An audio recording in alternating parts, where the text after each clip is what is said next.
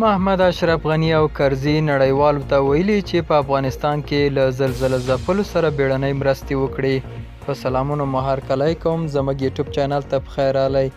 که غواړئ په بشپړه توګه معلومات ترلاسه کړئ نو ویډیو راسره تر پایه وګورئ.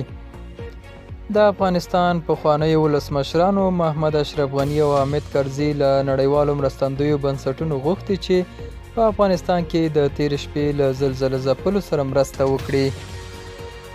دوی له زیانمن شویو کورنیو سره خواخوږي ښوولې او په افغانستان کې دننه یې په مرستندویو بنسټونو غږ کړی چې له زلزله ځپلو کسانو په مرسته کولو خپله دیني فریضه ادا کړي.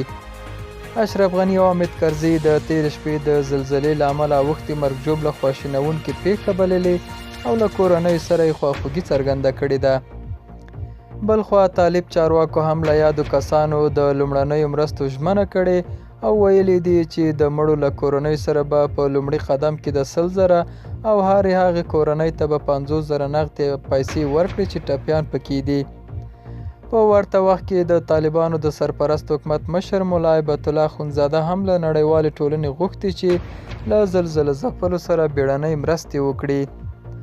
تېره شپه د خوست او پکتیکا په ګډون د هیواد یو شمېر سیمې زورورې زلزلې ولړزولې چې له امله یې د مړو شمېر تر 1000 کسانو اوښتی او تر 1.5 زیات ټپیان ښوول شوي دي.